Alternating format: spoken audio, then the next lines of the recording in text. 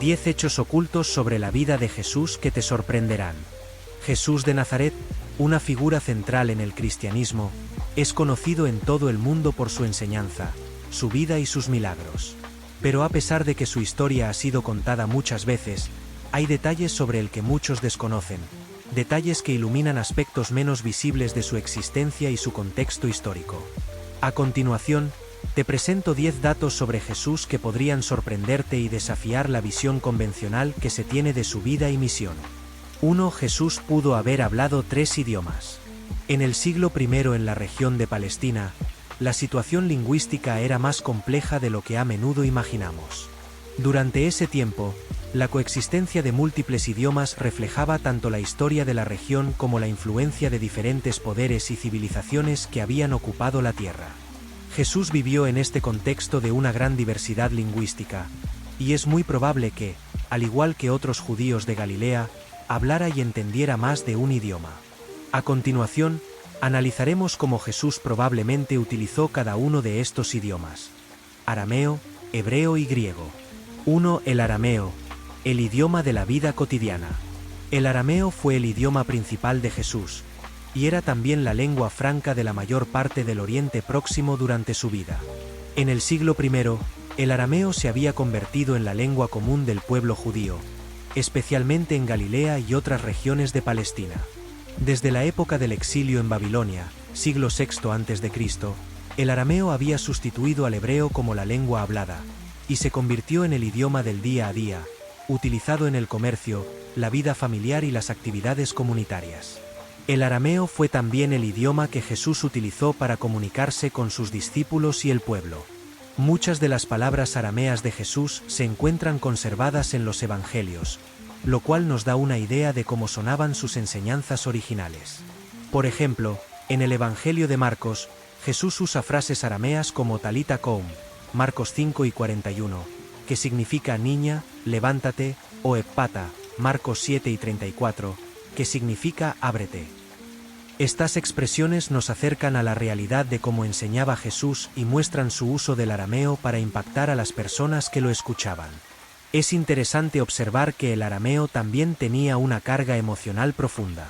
Al utilizar el idioma común del pueblo, Jesús se conectaba directamente con las personas, hablándoles en el lenguaje que mejor comprendían. Esto le permitió llevar su mensaje a las masas de una manera accesible, en lugar de hacerlo desde una posición de autoridad distante, como a menudo hacían los líderes religiosos en hebreo. 2. El hebreo, el idioma de las escrituras y la religión. Aunque el hebreo había dejado de ser una lengua común en la vida cotidiana de muchos judíos para el siglo I, seguía siendo el idioma sagrado del judaísmo. Las escrituras hebreas, que incluyen la Torá y otros textos proféticos, estaban escritas en hebreo, y este idioma se utilizaba principalmente en el contexto religioso, en las sinagogas, en las lecturas y en los estudios de la ley. Jesús, como maestro y rabino, habría tenido un conocimiento del hebreo suficiente para leer las escrituras y enseñar a partir de ellas. En el Evangelio de Lucas, se describe un episodio en el que Jesús lee del rollo del profeta Isaías en una sinagoga en Nazaret.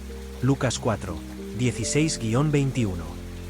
Esto sugiere que Jesús era lo suficientemente competente en hebreo como para leer y comprender textos religiosos complejos. El hecho de que Jesús pudiera hablar y leer hebreo indica que probablemente tuvo una formación educativa religiosa, ya sea en su hogar o en una sinagoga local.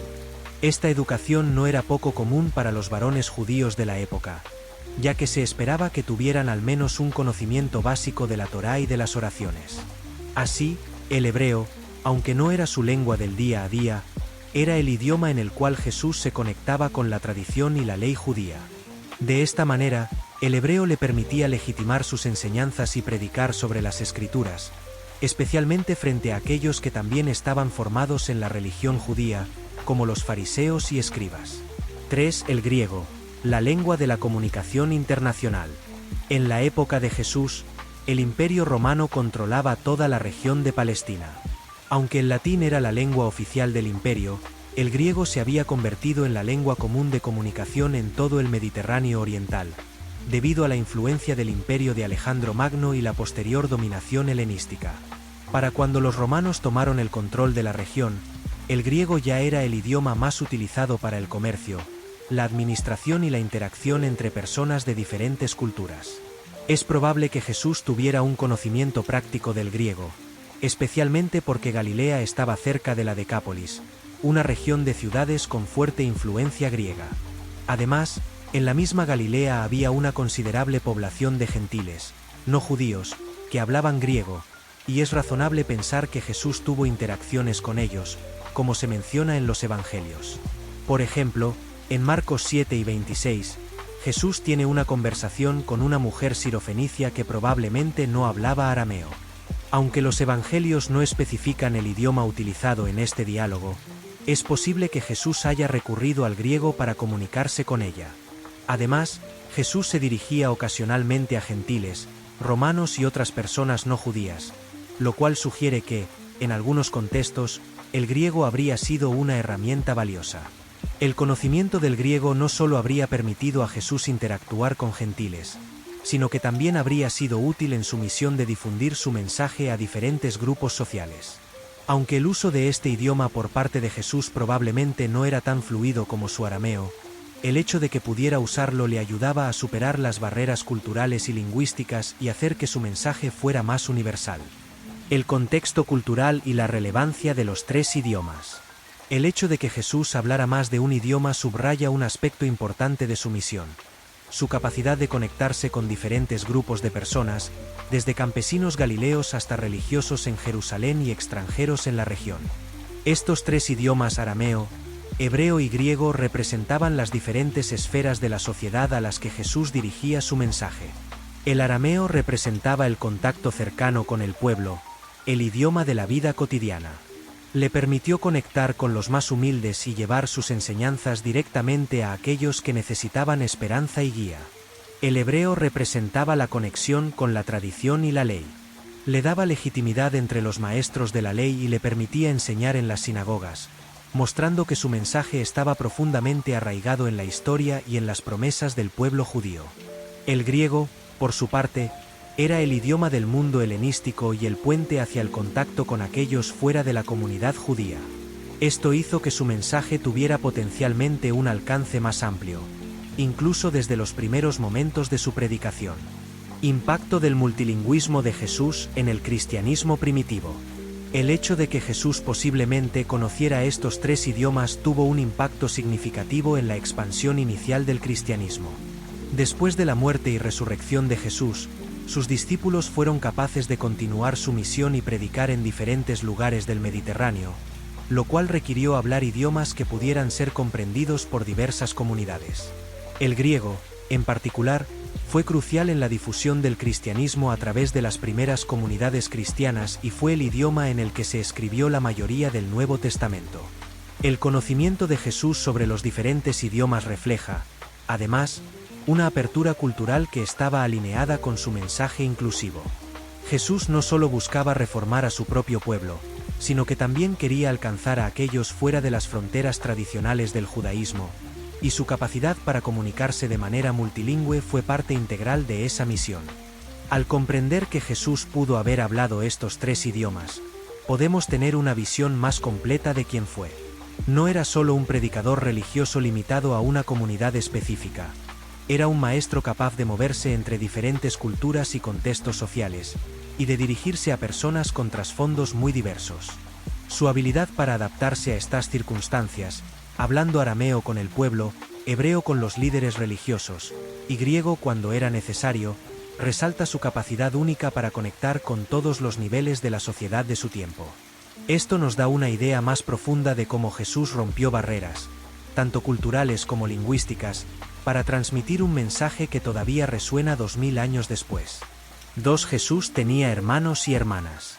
El tema de los hermanos y hermanas de Jesús ha sido objeto de intenso debate entre estudiosos, teólogos y las diferentes denominaciones cristianas durante siglos. Aunque en los Evangelios se menciona la existencia de los hermanos de Jesús, las interpretaciones de quiénes eran realmente y cuál era su relación con él varían considerablemente. Esta cuestión se torna fundamental no solo para la comprensión histórica de Jesús, sino también para las creencias doctrinales sobre su madre, María. A continuación, Analizaremos la evidencia y las diferentes posturas sobre este tema. 1. Evidencia bíblica de los hermanos y hermanas de Jesús.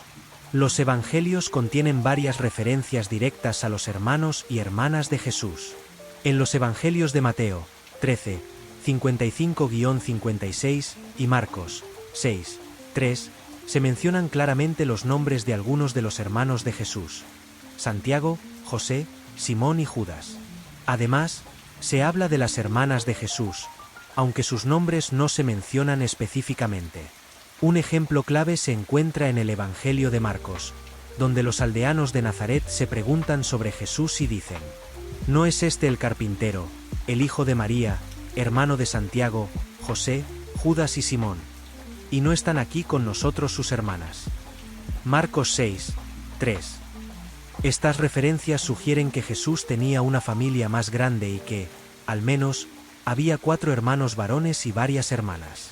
Estos hermanos y hermanas no aparecen como una parte significativa de la narrativa de los evangelios hasta los eventos posteriores del ministerio de Jesús, lo cual nos lleva a preguntarnos sobre su relación y papel dentro de la vida de Jesús. En los evangelios, parece que los hermanos de Jesús inicialmente no creían en su misión. Juan 7, 5. Incluso se menciona que, en algún momento, fueron a buscar a Jesús, quizás pensando que había perdido la cordura. Marcos 3 y 21. Sin embargo, después de su resurrección, la situación parece cambiar radicalmente, ya que algunos de los hermanos de Jesús, en particular Santiago, se convierten en líderes importantes dentro de la iglesia primitiva. 2 diferentes interpretaciones sobre quiénes eran los hermanos de Jesús. A pesar de que las menciones bíblicas parecen claras, las diferentes tradiciones cristianas han interpretado de varias maneras la identidad de los hermanos y hermanas de Jesús, y esto está vinculado especialmente a las doctrinas sobre la virginidad de María. Las interpretaciones principales son las siguientes: a hermanos biológicos, hijos de María y José. Esta es la interpretación que sostienen muchas denominaciones protestantes y también algunos estudiosos modernos. Según esta visión, los hermanos y hermanas de Jesús eran hijos biológicos de María y José. Esto implica que, después del nacimiento de Jesús, María y José tuvieron una vida matrimonial normal y tuvieron otros hijos. Los defensores de esta postura argumentan que los textos bíblicos no sugieren ninguna otra interpretación distinta de que eran hermanos y hermanas biológicos. Además, la idea de una familia grande y extendida habría sido completamente normal para una pareja judía del siglo I, y esto concuerda con la costumbre y las expectativas sociales de la época. Ve hermanos de Jesús como hijos de un matrimonio anterior de José. Otra interpretación, sostenida por la Iglesia Ortodoxa Oriental, es que los hermanos de Jesús eran en realidad hijos de un matrimonio anterior de José. Según esta visión, José era viudo cuando se casó con María, y los mencionados hermanos serían, por tanto, hermanastros de Jesús. Esta interpretación intenta preservar la idea de que María fue siempre virgen, pero permite la existencia de una familia más numerosa que vivía con José y María. Esta postura tiene sus raíces en los primeros textos cristianos y apócrifos, como el protoevangelio de Santiago, que menciona a José como un anciano con hijos de un matrimonio anterior. C. Hermanos como primos. Una interpretación católico-romana. La Iglesia Católica sostiene la doctrina de la virginidad perpetua de María, según la cual ella permaneció virgen toda su vida, antes y después del nacimiento de Jesús. Esta creencia lleva a una interpretación distinta de los textos bíblicos sobre los hermanos de Jesús. Según la postura católica, los términos hermanos y hermanas de Jesús no se refieren a hermanos biológicos, sino a primos u otros parientes cercanos. En el idioma arameo, el idioma que hablaba Jesús, no existía una palabra específica para primo, y el término para hermano podía referirse tanto a un hermano biológico como a un pariente más lejano. Esta es la razón principal que da la Iglesia Católica para interpretar que los mencionados hermanos eran primos de Jesús y no hijos directos de María. 3. La relación de los hermanos de Jesús con la Iglesia primitiva. Independientemente de la naturaleza exacta de su relación, lo que es indiscutible es que algunos de los hermanos de Jesús se convirtieron en figuras importantes dentro de la Iglesia primitiva. Santiago, a menudo llamado Santiago el Justo, Fue uno de los líderes más prominentes de la comunidad cristiana en Jerusalén después de la resurrección de Jesús. De hecho, Santiago es descrito en los Hechos de los Apóstoles como una figura clave que ayudó a guiar a la comunidad cristiana en sus primeros años. El liderazgo de Santiago es especialmente significativo porque muestra un cambio radical en su actitud hacia Jesús. De ser aparentemente escéptico durante el ministerio público de su hermano, como se menciona en Juan 7:5, Santiago pasa a ser un líder ferviente y es considerado por algunos como el pilar de la Iglesia de Jerusalén. También es autor de la Epístola de Santiago, que forma parte del Nuevo Testamento. Este cambio tan drástico sugiere que Santiago, así como otros miembros de la familia de Jesús, fueron profundamente impactados por la resurrección. La aparición de Jesús resucitado a sus hermanos es mencionada por Pablo en 1 Corintios 15:7, lo cual pudo haber sido el momento crucial para la conversión de Santiago. 4. El significado doctrinal de los hermanos de Jesús. La existencia de los hermanos y hermanas de Jesús no solo ha sido un tema de debate académico, sino que también tiene un peso importante en la doctrina y en la espiritualidad cristiana, especialmente respecto a la figura de María. La virginidad perpetua de María es un dogma central para las iglesias católica y ortodoxa, ya que exalta su papel único y su pureza como la Madre de Dios. Para los protestantes y otras denominaciones cristianas, la interpretación de que Jesús tenía hermanos biológicos subraya la humanidad plena de Jesús y su vida en una familia común, lo cual lo hace más cercano a las experiencias cotidianas de cualquier persona. Además, muestra a María como una mujer que, aunque fue elegida para una misión especial, vivió una vida familiar típica y tuvo una relación conyugal completa con José. 5. La vida familiar de Jesús y su mensaje. La mención de los hermanos y hermanas de Jesús también nos da una idea del contexto familiar en el que creció. Jesús fue parte de una familia numerosa y probablemente vivió en un hogar pequeño y abarrotado en Nazaret. Esta vida de familia numerosa en un pueblo rural, junto con las responsabilidades y las luchas que esto implicaba, influyó en su visión del mundo. Es interesante notar que, durante su ministerio, Jesús redefinió de manera radical lo que significaba ser familia. En Marcos 3:31-35, cuando su madre y sus hermanos van a buscarlo, Jesús dice: ¿Quiénes son mi madre y mis hermanos? Y mirando a los que estaban sentados a su alrededor dijo: Estos son mi madre y mis hermanos. Pues cualquiera que hace la voluntad de Dios es mi hermano, mi hermana y mi madre. Con esta declaración, Jesús trasciende la noción de la familia biológica, enfatizando que la verdadera familia está formada por aquellos que siguen la voluntad de Dios. Esto no significa que Jesús despreciara a su familia, sino que subrayaba la importancia de la comunidad de fe y el compromiso con el reino de Dios como lazos espirituales aún más profundos. El tema de los hermanos y hermanas de Jesús es un punto fascinante y polémico que arroja luz sobre la vida familiar de Jesús y la figura de María. Ya sean hermanos biológicos, hermanastros o primos, estas figuras juegan un papel significativo en la narrativa bíblica y en la historia temprana de la Iglesia. La diversidad de interpretaciones refleja las diferencias doctrinales y la complejidad de las tradiciones que han surgido en torno a Jesús y su familia. Más allá del debate teológico, el hecho de que Jesús creciera en una familia numerosa y que algunos de sus hermanos se convirtieran en líderes clave de la Iglesia primitiva, resalta el aspecto profundamente humano de su vida. Nos recuerda que Jesús no solo fue el Mesías, sino también un miembro de una familia que, al igual que cualquier otra, tuvo sus retos y sus alegrías, y cuyos lazos se vieron transformados a la luz de su misión y resurrección. 3. Jesús pudo haber sido carpintero o albañil. Uno de los títulos más conocidos que se le asigna a Jesús es el de carpintero.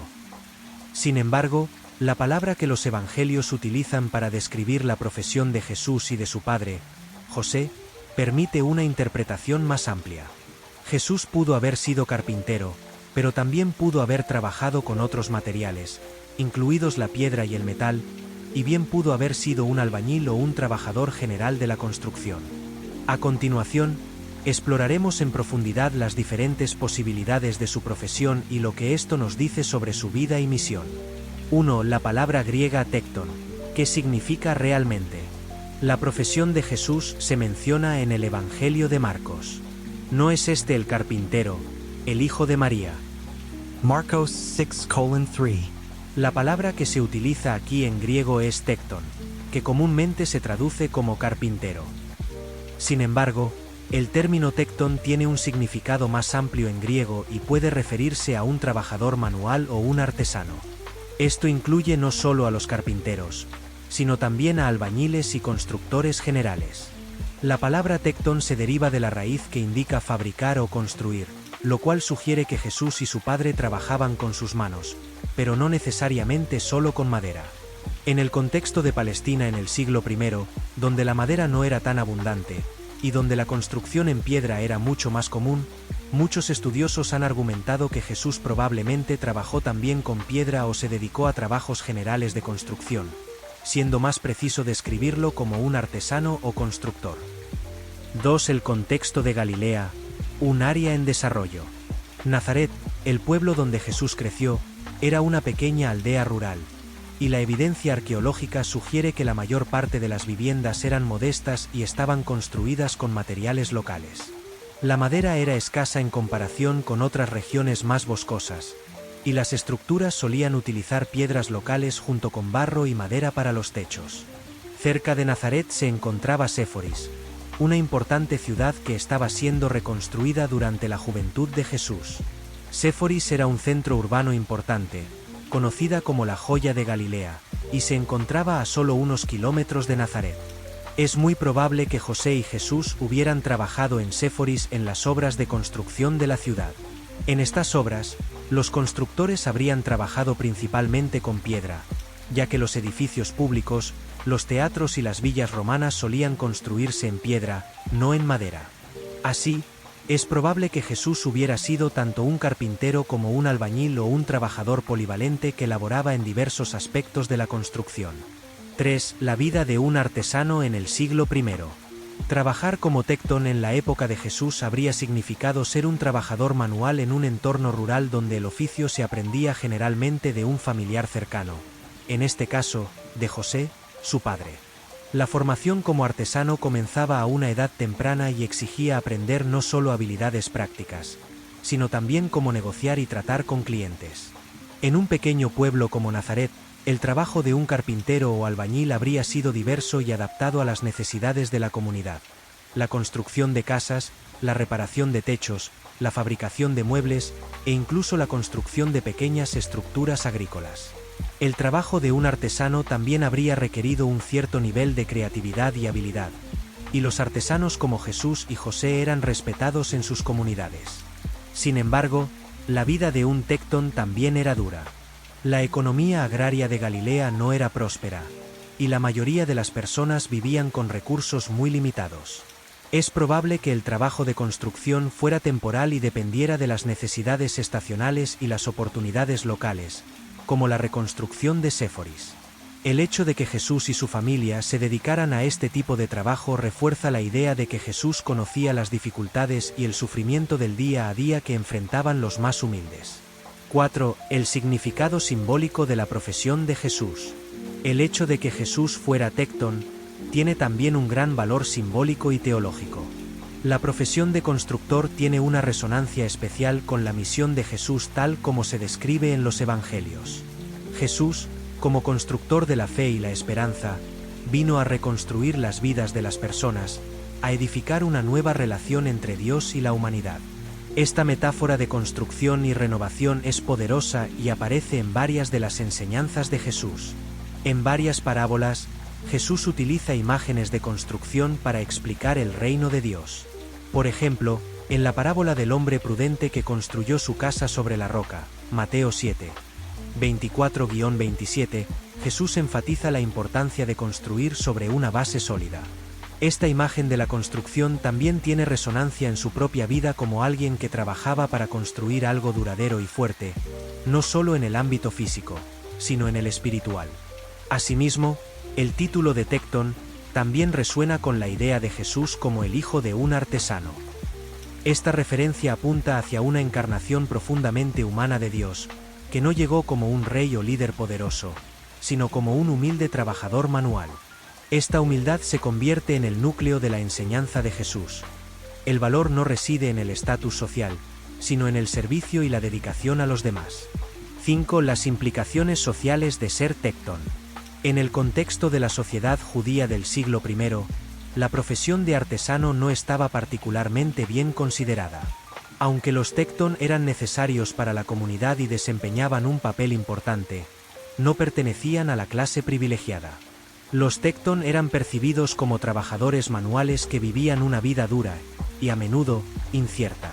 Esto tenía implicaciones sociales significativas. Cuando Jesús comenzó su ministerio, la gente de su propia comunidad en Nazaret se mostró escéptica ante sus afirmaciones y enseñanzas. ¿No es este el carpintero, el hijo de María? Es una reacción que revela la dificultad de aceptar que alguien con una profesión tan común y humilde pudiera ser un profeta o maestro divino. La reacción de los aldeanos de Nazaret indica que el origen humilde de Jesús fue un obstáculo para muchos. Su profesión lo conectaba con las clases más bajas de la sociedad, aquellas que no tenían poder ni influencia, y esta realidad puede haber sido una barrera para que algunos lo aceptaran como el Mesías. Sin embargo, esto también subraya uno de los aspectos más radicales del ministerio de Jesús, que Dios eligió manifestarse a través de alguien con un trasfondo humilde, enseñando que el reino de Dios no se basaba en el estatus o la riqueza, sino en la fe, la justicia y la compasión. 6. La vida laboral de Jesús y su ministerio. El hecho de que Jesús trabajara como artesano durante la mayor parte de su vida adulta nos ayuda a entender la transición hacia su ministerio público. Hasta alrededor de los 30 años, Jesús llevó una vida normal, dedicada al trabajo manual y al cuidado de su familia. Esta experiencia como trabajador manual le permitió entender de primera mano las luchas cotidianas de las personas de su comunidad, especialmente las dificultades económicas y sociales. Esto también puede explicar por qué muchas de las enseñanzas de Jesús resuenan tanto entre los pobres y marginados. Hablaba su idioma y compartía su experiencia. Cuando Jesús enseñó sobre la dignidad inherente de cada persona, sobre el cuidado de los pobres y la construcción de una nueva realidad de justicia y amor, no lo hizo como un extraño a sus realidades, sino como alguien que había vivido en medio de las mismas. 7. ¿Por qué importa la profesión de Jesús? La idea de Jesús como un trabajador manual que construía cosas con sus manos es significativa por varias razones. Identificación con los humildes. Jesús no nació en el seno de una familia noble ni se crió en una posición de poder o influencia. Fue un trabajador manual, lo que lo conectó directamente con la gran mayoría de la gente de su época que vivía en situaciones similares. Esta identificación con los humildes y trabajadores reforzó el mensaje central de su ministerio, que estaba dirigido a los oprimidos y marginados. Simbolismo de la construcción. Como constructor, Jesús tenía el conocimiento práctico de cómo edificar algo desde sus cimientos. Esto se refleja en la forma en que hablaba del reino de Dios. No era un lugar físico o un imperio que se establecería mediante la fuerza, sino una nueva comunidad construida sobre la base de la justicia, la paz y el amor. Sus enseñanzas se convirtieron en los materiales para edificar este nuevo reino. Espiritualidad y trabajo. La profesión de Jesús también nos ofrece una visión de cómo el trabajo puede ser espiritual y significativo. Jesús santificó el trabajo manual al haberlo practicado él mismo. Esta idea ha influido profundamente en la espiritualidad cristiana a lo largo de los siglos, resaltando la dignidad del trabajo y la importancia de encontrar a Dios en las actividades cotidianas, sin importar cuán humildes sean. Jesús como tecton no solo desempeñó el papel de un simple carpintero, fue un artesano que posiblemente trabajó con madera y piedra, y que se dedicó a la construcción de una vida diaria sencilla en una aldea rural. El hecho de que trabajara como artesano lo conectó profundamente con la gente de su tiempo, le permitió compartir sus luchas y se convirtió en una poderosa metáfora de su misión espiritual: edificar el reino de Dios con sus propias manos, en la vida y en los corazones de las personas. La imagen de Jesús como constructor es rica tanto en simbolismo como en realidad práctica. Nos muestra a un Jesús que no solo hablaba de transformación, sino que literalmente construía, moldeaba y creaba, tanto en el ámbito físico como en el espiritual. Al aceptar esta imagen de Jesús, podemos entender mejor cómo sus palabras y enseñanzas reflejan una experiencia vivida de esfuerzo, creación, dedicación y profundo compromiso con los demás. 4. Jesús tenía interacción con mujeres en maneras poco comunes para su época. En el contexto del siglo I en Palestina, las mujeres estaban en gran medida subordinadas a los hombres en casi todos los aspectos de la vida. La sociedad judía de la época era altamente patriarcal, y las mujeres tenían un papel limitado tanto en la esfera pública como en la religiosa. En este marco histórico y cultural, las interacciones de Jesús con las mujeres fueron verdaderamente notables y rompieron muchos de los moldes sociales y religiosos establecidos. Jesús no solo reconoció la dignidad y el valor de las mujeres, sino que las incluyó de maneras revolucionarias en su ministerio. A continuación, profundizamos en cómo estas interacciones ocurrieron y su impacto a lo largo del tiempo. 1. La sociedad patriarcal y la situación de las mujeres en el siglo I. Para entender cuán poco comunes fueron las acciones de Jesús respecto a las mujeres, es importante contextualizar el lugar que ocupaban en la sociedad del siglo I. En la cultura judía de aquella época, las mujeres tenían pocas oportunidades para recibir educación religiosa, no participaban activamente en las decisiones públicas y su acceso a la sinagoga era limitado. Aunque las mujeres eran consideradas fundamentales dentro del hogar, se esperaba que su papel fuera sobre todo doméstico, limitado al cuidado de la casa, los hijos y el cumplimiento de sus deberes con el esposo. Los rabinos, que eran los principales maestros religiosos, raramente hablaban con mujeres en público y no les enseñaban formalmente la ley. Había un fuerte tabú cultural respecto al trato con mujeres en la esfera pública, especialmente si no eran familiares directas. 2. Las mujeres en el ministerio de Jesús. Jesús, sin embargo, actuó de manera radicalmente diferente.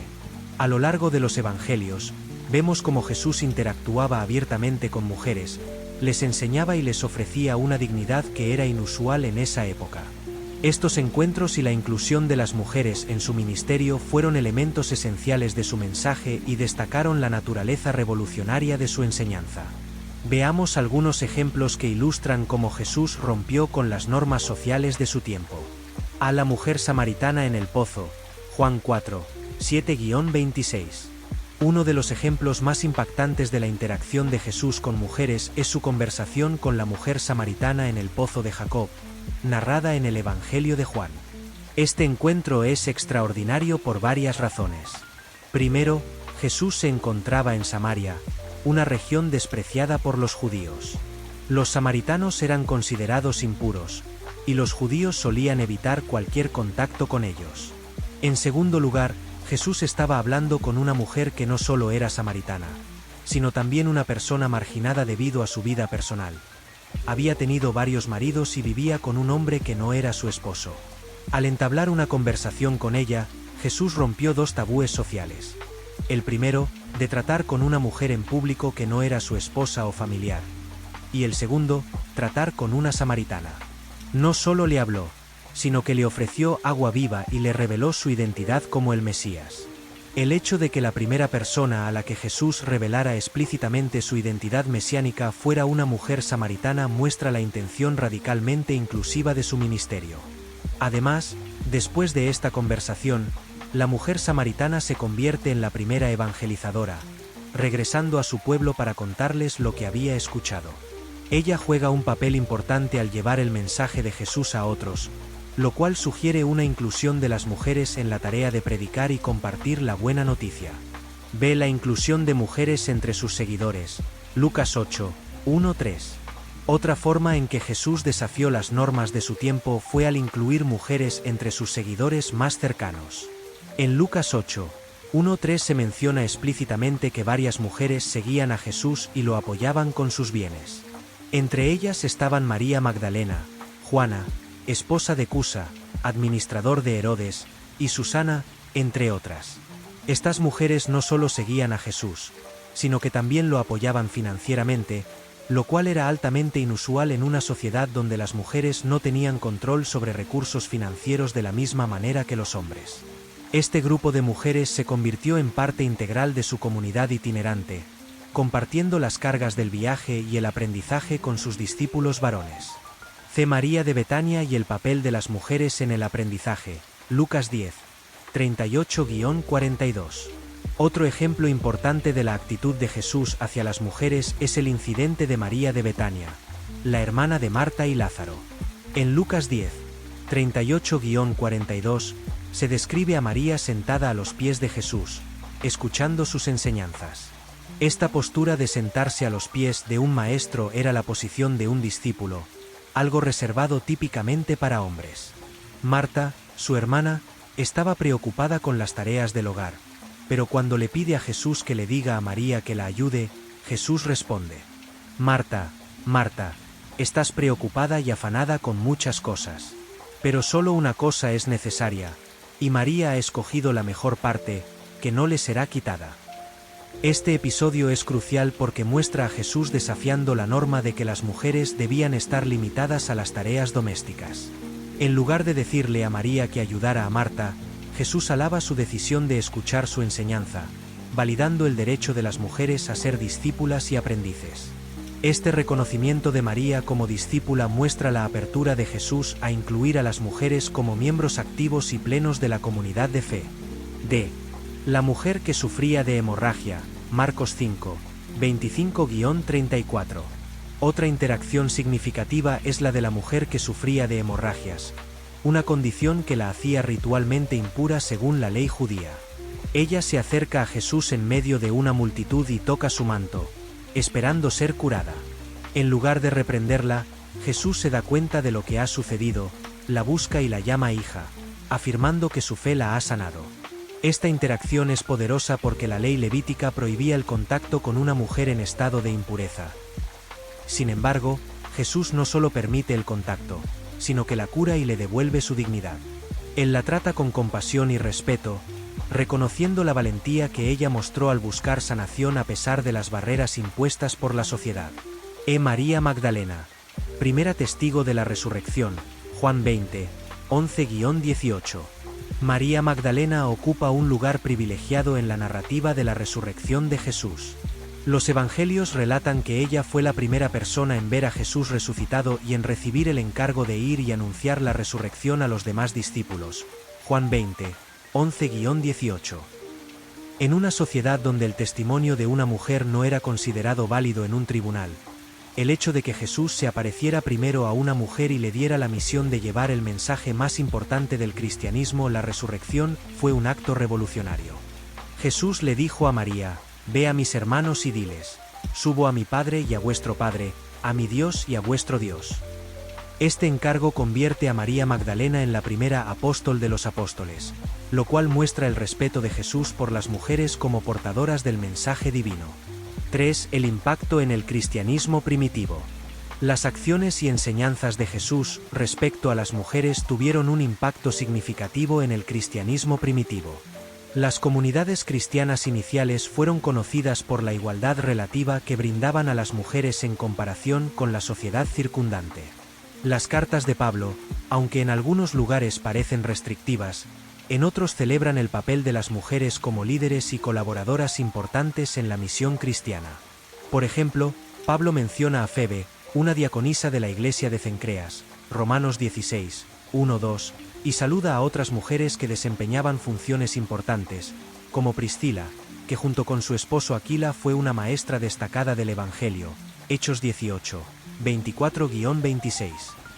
Aunque en la práctica estas posiciones de liderazgo femenino se redujeron con el paso de los siglos debido a la influencia de estructuras patriarcales, la actitud de Jesús hacia las mujeres fue una base importante para que las primeras comunidades cristianas ofrecieran un papel más significativo a las mujeres. 4. La relevancia teológica de la inclusión de las mujeres. La inclusión de las mujeres en el ministerio de Jesús no solo fue una revolución social, sino que también tiene un profundo significado teológico. Al incluir a las mujeres como discípulas, como testigos de sus milagros, y como las primeras en anunciar su resurrección, Jesús demostró que el reino de Dios está abierto a todos, independientemente del género, la raza o la condición social. Este mensaje de igualdad y dignidad ha resonado a lo largo de la historia cristiana y ha sido una inspiración para los movimientos que promueven la justicia, la equidad de género y el empoderamiento de las mujeres dentro y fuera de la Iglesia. La actitud de Jesús desafió las normas establecidas, mostrando que la verdadera fe y compromiso con Dios no están limitados por barreras humanas. Jesús rompió las barreras sociales y culturales de su época al interactuar abiertamente con mujeres, enseñarles, curarlas y permitirles participar plenamente en su ministerio. En una sociedad donde las mujeres eran relegadas al ámbito privado y se les negaba la educación religiosa, Jesús las incluyó, les enseñó y les dio roles importantes en su misión. Sus interacciones con mujeres como la samaritana, la mujer que sufría de hemorragias, María de Betania, y especialmente María Magdalena, mostraron un respeto y una dignidad que transformaron la forma en que las mujeres eran vistas y tratadas en las primeras comunidades cristianas. Estas acciones no solo revelan el carácter inclusivo del mensaje de Jesús, sino también su propósito de desafiar las estructuras sociales injustas y demostrar el valor inherente de todas las personas. Al incluir a las mujeres en su misión, Jesús estableció un precedente revolucionario que sigue resonando en la búsqueda de igualdad y justicia en el mundo moderno. 5. Jesús no siempre predicaba al aire libre, también lo hacía en sinagogas. A menudo se piensa en Jesús como un maestro itinerante que se dedicaba a predicar principalmente al aire libre, en colinas, llanuras, y junto a cuerpos de agua como el mar de Galilea. Esta imagen tiene bases sólidas en los evangelios, pero no refleja toda la realidad de su ministerio. Jesús también enseñaba en sinagogas, espacios formales de culto y enseñanza donde se reunían los judíos para leer las Escrituras y rezar. De hecho, las sinagogas desempeñaron un papel fundamental en el ministerio de Jesús, particularmente en las primeras etapas de su predicación. A continuación, exploramos con más detalle cómo y por qué Jesús enseñaba en las sinagogas y la importancia de estos momentos para su misión. 1. La sinagoga, un centro de vida comunitaria y religiosa. La sinagoga era el centro de la vida religiosa, social y educativa de la comunidad judía durante el siglo I. A diferencia del Templo de Jerusalén, que era el lugar central para los sacrificios y las grandes celebraciones religiosas, las sinagogas se encontraban en pueblos y aldeas y eran el lugar donde las personas se reunían cada semana, especialmente durante el Sabbat, para leer las Escrituras, orar y aprender de los maestros y rabinos. La sinagoga era también un espacio multifuncional, utilizado para reuniones comunitarias, resolución de disputas, e incluso como escuela para los jóvenes. La sinagoga era, por lo tanto, un lugar fundamental para la transmisión de la ley y la tradición judía. Era un sitio accesible para todos los miembros de la comunidad y el lugar ideal para que un maestro transmitiera ideas y enseñanzas religiosas. Jesús aprovechó esta estructura comunitaria para difundir su mensaje. 2 ejemplos de Jesús enseñando en sinagogas. Los evangelios mencionan varias ocasiones en las que Jesús enseñó en las sinagogas de Galilea.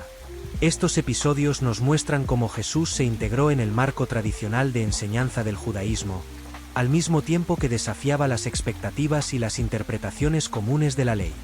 A continuación, repasamos algunos de estos eventos clave. A la sinagoga de Nazaret, Lucas 4, 16-30. Uno de los episodios más importantes que involucra a Jesús enseñando en una sinagoga es su visita a la sinagoga de Nazaret, su ciudad natal. En este evento, Jesús se levantó para leer el rollo del profeta Isaías y leyó el siguiente pasaje. El Espíritu del Señor está sobre mí, porque me ha ungido para anunciar buenas nuevas a los pobres. Me ha enviado a proclamar libertad a los cautivos y dar vista a los ciegos, a poner en libertad a los oprimidos, a proclamar el año de gracia del Señor. Lucas 4, 18-19. Después de leer este pasaje, Jesús declaró que la profecía se había cumplido en ese mismo momento. Esta declaración fue sumamente audaz, ya que se presentaba a sí mismo como el cumplimiento de las esperanzas mesiánicas. La reacción de la gente de Nazaret fue mixta. Al principio estaban asombrados, pero luego se llenaron de ira, llegando incluso a intentar arrojarlo desde un precipicio. Este evento muestra cómo Jesús utilizó la sinagoga como un escenario para presentar su misión, a pesar de la resistencia de sus propios conciudadanos. Ve enseñanza y milagros en las sinagogas de Galilea, Marcos 1, 21-28. Otra referencia importante se encuentra en el Evangelio de Marcos, donde se describe a Jesús enseñando en la sinagoga de Capernaum. En este episodio, la enseñanza de Jesús causa asombro entre los presentes porque enseñaba como quien tiene autoridad, y no como los escribas, Marcos 1-22. Durante este evento, Jesús también expulsa a un espíritu impuro de un hombre, lo que aumenta su fama en toda la región. El hecho de que Jesús enseñara con autoridad significa que sus enseñanzas no eran meramente una repetición de las interpretaciones tradicionales de la ley, sino que traían una comprensión fresca y directa. Este tipo de enseñanza contrastaba con la enseñanza formal de los escribas, que solía ser más técnica y basada en las interpretaciones de generaciones pasadas. La sinagoga de Capernaum se convierte en un lugar clave para el comienzo de la fama de Jesús, y su capacidad para realizar milagros refuerza la percepción de su autoridad espiritual. C. La curación de la mujer encorvada, Lucas 13, 10-17. En otro ejemplo, Jesús se encuentra enseñando en una sinagoga un día de sábado, cuando ve a una mujer que había estado encorvada durante 18 años. Jesús la llama y la sana, lo cual provoca la indignación del líder de la sinagoga porque era sábado, el día en el que la ley prohibía trabajar. Lucas 13, 10-17. Jesús respondió diciendo: Hipócritas, ¿no desata cada uno de ustedes su buey o su asno del pesebre en sábado, y lo lleva a darle de beber? Y a esta mujer, que es hija de Abraham, a la que Satanás había tenido atada durante 18 largos años, ¿no debía liberarla en sábado? Este episodio muestra cómo Jesús utilizaba las sinagogas no solo para enseñar, sino también para desafiar las interpretaciones rígidas de la ley que priorizaban las reglas sobre las necesidades humanas. En la sinagoga, Jesús demuestra que el sábado está destinado al bienestar humano y la liberación, no a la opresión bajo un legalismo excesivo. La reacción de la multitud, que se regocija con la curación, contrasta con la indignación del líder de la sinagoga, revelando las divisiones dentro de la comunidad sobre lo que realmente significaba cumplir la ley de Dios. 3. El significado de las sinagogas en el ministerio de Jesús. Las sinagogas desempeñaron un papel crucial en el ministerio de Jesús, ya que proporcionaron un foro donde podía enseñar a audiencias que ya tenían una formación religiosa básica. Estos espacios no eran terrenos neutrales, sino lugares donde la comunidad estaba acostumbrada a escuchar la interpretación de la ley y las escrituras por parte de los maestros religiosos. Jesús se situó dentro de esta tradición, pero al mismo tiempo redefinió y reinterpretó las escrituras, desafiando a los líderes religiosos y presentando una nueva perspectiva. El hecho de que Jesús tuviera acceso a las sinagogas y pudiera enseñar en ellas también sugiere que, al menos durante los inicios de su ministerio, fue aceptado y respetado como un rabino. Su autoridad como maestro no era vista como ilegítima, al menos hasta que sus enseñanzas comenzaron a entrar en conflicto directo con los intereses de los líderes religiosos establecidos. 4. Jesús en los espacios de culto formales y la reacción de los líderes religiosos. Las sinagogas eran también el lugar donde los líderes religiosos podían evaluar a Jesús. Fue en estos contextos donde comenzaron los conflictos que llevarían eventualmente a la confrontación con los fariseos y otros líderes de la ley. La enseñanza de Jesús en las sinagogas desafiaba abiertamente las interpretaciones estrictas y a menudo excluyentes de la ley. Mientras que los escribas y fariseos insistían en la observancia detallada de las reglas y tradiciones, Jesús enseñaba que el verdadero propósito de la ley era la misericordia, la justicia y el amor al prójimo. Las tensiones que surgían en las sinagogas reflejaban la creciente preocupación de los líderes religiosos sobre la influencia de Jesús. Por ejemplo, cuando Jesús sanó en el día de reposo o cuestionó las prácticas rituales que consideraba vacías de significado espiritual, los líderes religiosos lo vieron como una amenaza a su autoridad y al control que ejercían sobre la interpretación de la ley. Estos conflictos en los lugares de culto formales fueron el preludio de la oposición más abierta que eventualmente condujo al arresto y la crucifixión de Jesús. 5. La transición de las sinagogas a los espacios abiertos. A medida que crecía la oposición hacia Jesús por parte de los líderes religiosos, también aumentaban las restricciones para predicar en las sinagogas.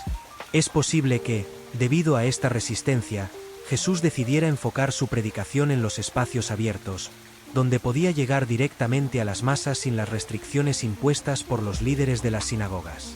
Los espacios abiertos se convirtieron en los lugares donde Jesús podía reunir a grandes multitudes y enseñar sin interrupciones. En estos lugares, ya no estaba limitado a las formalidades de la sinagoga y podía ser más accesible para la gente común, especialmente los marginados y aquellos que no habrían sido bienvenidos en las sinagogas. 6. Las sinagogas como un símbolo de continuidad y transformación. El hecho de que Jesús enseñara en las sinagogas subraya su intención de reformar, no destruir, el judaísmo. Jesús se presentaba a sí mismo como un maestro dentro de la tradición judía, afirmando las Escrituras y ofreciendo una nueva interpretación de ellas. Las sinagogas representaban la continuidad de la tradición, mientras que la enseñanza de Jesús dentro de ellas simbolizaba el intento de transformar y renovar esa tradición desde dentro. A través de sus enseñanzas en las sinagogas, Jesús trató de llevar a la comunidad a una comprensión más profunda de las Escrituras, que se centrara en la compasión, la misericordia y el amor. Para Jesús, la observancia de la ley debía estar siempre al servicio del bienestar humano, y no al revés. Esta visión fue el núcleo de sus enseñanzas tanto en las sinagogas como en otros lugares. Las sinagogas desempeñaron un papel crucial en la vida y el ministerio de Jesús, ya que le ofrecieron un escenario formal donde pudo presentar sus enseñanzas y desafiar las interpretaciones tradicionales de la ley. A través de su presencia en estos espacios, Jesús no solo se situó en la tradición religiosa judía, sino que también subvirtió muchas de sus convenciones, desafiando a los líderes religiosos y llamando a una comprensión más profunda y misericordiosa de la ley. Sus enseñanzas en las sinagogas fueron una combinación de continuidad y cambio. Jesús honró las Escrituras y la tradición, pero al mismo tiempo ofreció una perspectiva radicalmente diferente que priorizaba el amor, la inclusión y la compasión sobre las reglas rígidas. Esta tensión entre tradición y renovación fue fundamental para su ministerio y para el conflicto que se desarrolló entre él y los líderes religiosos. A pesar de que luego comenzó a predicar mayormente en espacios abiertos, el tiempo que Jesús pasó enseñando en las sinagogas revela su profunda conexión con su propia herencia religiosa y su deseo de reformarla desde dentro, presentando el reino de Dios como una realidad accesible para todos, no limitada por normas estrictas o barreras sociales. 6. Jesús vivió en una sociedad rural y agraria. La mayor parte de la vida de Jesús transcurrió en Galilea, una región al norte de Israel que en la época del siglo I era predominantemente rural. Galilea estaba compuesta por aldeas y pueblos pequeños con una economía basada casi exclusivamente en la agricultura, la pesca y el trabajo manual. La vida rural y agraria de Galilea fue un factor fundamental en el ministerio de Jesús y se refleja profundamente en sus enseñanzas. Comprender este contexto nos ayuda a ver a Jesús como alguien profundamente conectado con la gente común de su tiempo y como alguien que usaba el lenguaje y las imágenes que las personas de su entorno comprendían bien. 1. La realidad de la vida en Galilea. Galilea, la región donde Jesús vivió y desarrolló la mayor parte de su ministerio, era un área con un paisaje montañoso, campos fértiles y aldeas diseminadas. En este lugar, la vida estaba organizada en torno a la producción agrícola, la crianza de animales y en las áreas cercanas al mar de Galilea, la pesca. Nazaret, el pueblo donde Jesús creció, era una aldea pequeña y sin gran relevancia en términos de urbanización o comercio. Las aldeas de Galilea estaban habitadas por personas que llevaban una vida simple. La economía agraria significaba que la mayoría de la gente dependía del trabajo de la tierra y el clima para poder subsistir. Los cultivos principales incluían cereales como el trigo y la cebada, junto con olivos, higueras y viñas. También había un importante número de campesinos que criaban ovejas y cabras para obtener lana, leche y carne.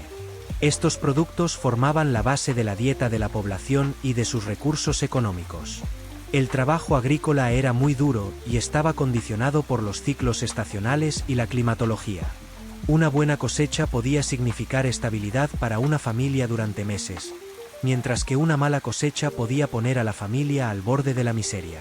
Este tipo de vida hacía que la gente dependiera unos de otros, lo cual fomentaba un sentido comunitario, pero también aumentaba las tensiones, especialmente cuando el poder estaba concentrado en las manos de unos pocos terratenientes ricos. 2. Jesús y la realidad del trabajo manual. Jesús, como se menciona en otro apartado, era conocido como tectón, lo cual lo identificaba como un trabajador manual, posiblemente un carpintero o albañil. Esto implica que Jesús estaba involucrado de manera activa en el trabajo duro que compartían la mayoría de los hombres en su contexto rural. El hecho de que Jesús trabajara como artesano lo conectaba directamente con las vidas de los campesinos y pescadores que eran parte de la sociedad rural de Galilea. Él conocía de primera mano el esfuerzo diario y las dificultades que enfrentaban para sostener a sus familias. El ministerio de Jesús, por lo tanto, estaba profundamente arraigado en la experiencia de la gente de Galilea. No era un maestro aislado de las realidades cotidianas ni un aristócrata que enseñaba desde una posición de privilegio.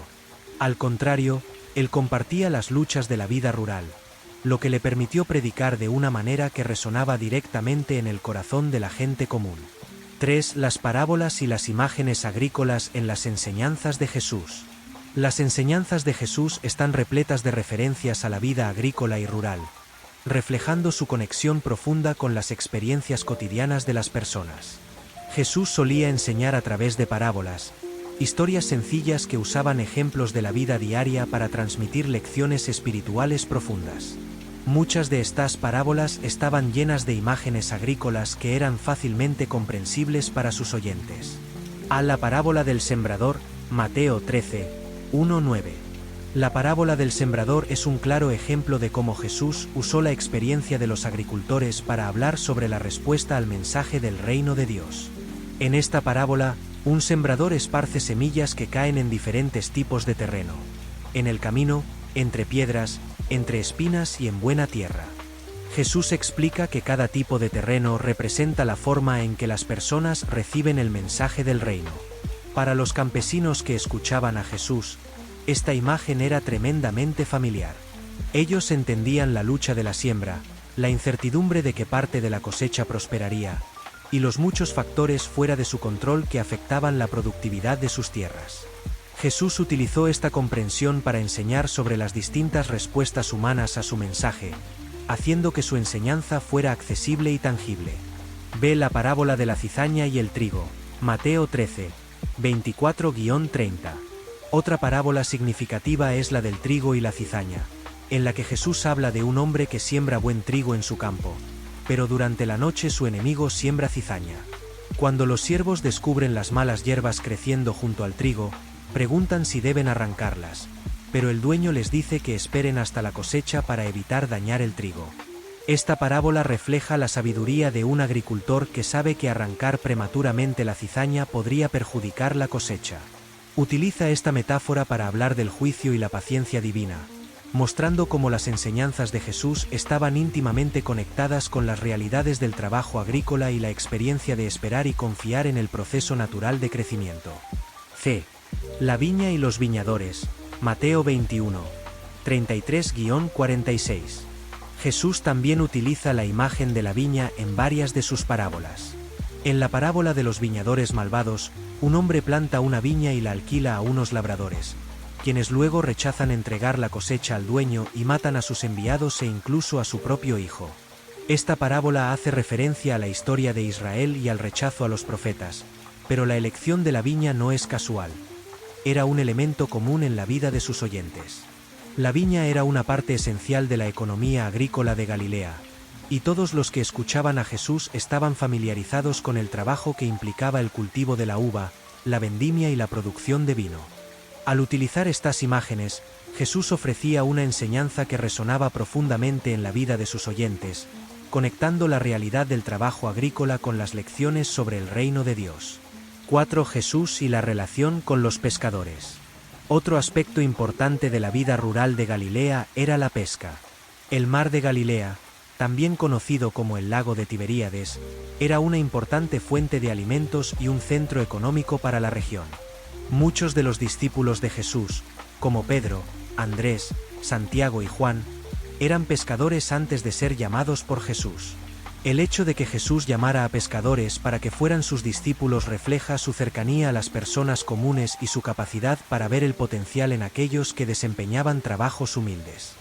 Jesús les dijo a sus primeros discípulos que los haría pescadores de hombres, Marcos 1:17, usando una metáfora que comprendían perfectamente y que evocaba la idea de atrapar y reunir a la gente para el reino de Dios. La pesca, al igual que la agricultura, era una actividad que requería paciencia, trabajo arduo y esperanza. Estas cualidades se convirtieron en fundamentales para el discipulado y el ministerio que Jesús enseñaba. Al llamar a pescadores, Jesús no solo estaba reuniendo a seguidores que compartían su vida rural y trabajadora, sino que también estaba usando sus habilidades y conocimientos para transmitir su mensaje. 5. La dependencia del clima y la fe en Dios. En una sociedad agraria como la de Galilea, las personas eran profundamente conscientes de la dependencia que tenían del clima y de la naturaleza. El éxito de las cosechas dependía de las lluvias en las estaciones adecuadas, de la fertilidad de la tierra y de la ausencia de plagas o enfermedades. Esta incertidumbre constante hizo que la gente tuviera un sentido muy palpable de la fragilidad de la vida y de la necesidad de confiar en Dios para obtener sustento. Jesús reflejó esta realidad en sus enseñanzas sobre la confianza y la provisión divina. En el Sermón del Monte, por ejemplo, Jesús dijo: «Miren las aves del cielo, no siembran ni cosechan ni almacenan en graneros. Sin embargo, el Padre Celestial las alimenta. ¿No valen ustedes mucho más que ellas?». Mateo 6:26. Estas palabras resonaban profundamente en una comunidad donde la preocupación por el sustento diario era parte de la vida cotidiana. Jesús les enseñaba que, así como los agricultores confiaban en que la tierra produjera sus frutos, ellos también debían confiar en que Dios proveería para sus necesidades. 6. El sentido de comunidad y la importancia de compartir. En las aldeas rurales de Galilea, el sentido de comunidad era esencial para la supervivencia. Las personas dependían unas de otras para realizar el trabajo agrícola, para ayudarse en tiempos de necesidad y para protegerse mutuamente.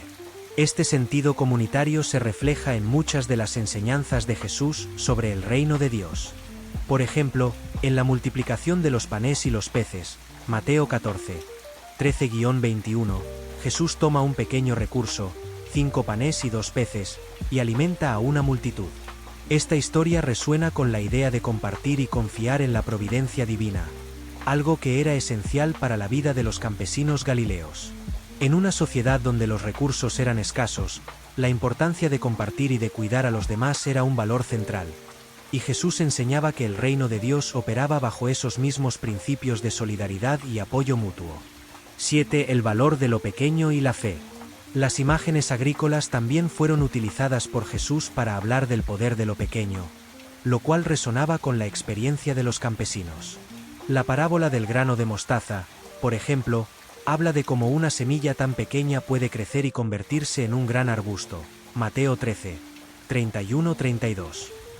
Esta enseñanza reflejaba la idea de que, aunque el reino de Dios comenzaba con algo aparentemente insignificante, tenía el potencial de crecer y transformar todo. Los campesinos galileos sabían bien lo que significaba tener fe en algo pequeño, como una semilla, y esperar el tiempo necesario para ver su crecimiento. La imagen de la semilla de mostaza no solo era comprensible, sino que también era profundamente alentadora para aquellos que estaban acostumbrados a la incertidumbre y la espera que conlleva el trabajo de la tierra. Jesús vivió y predicó en una sociedad rural y agraria, y esta realidad tuvo un impacto significativo en su ministerio y en la forma en que enseñaba. Utilizaba las imágenes de la agricultura, la pesca y la vida cotidiana para transmitir sus enseñanzas sobre el reino de Dios, de tal manera que fueran comprensibles para la gente común con la que convivía. La vida rural de Galilea, con su dependencia del trabajo manual, sus incertidumbres climáticas y su profundo sentido de comunidad, influyó en cómo Jesús se relacionaba con sus seguidores y en la forma en que transmitía el mensaje del reino. Él se dirigía a los campesinos, pescadores y trabajadores manuales en el lenguaje que conocían, y sus enseñanzas estaban llenas de referencias a sus experiencias cotidianas.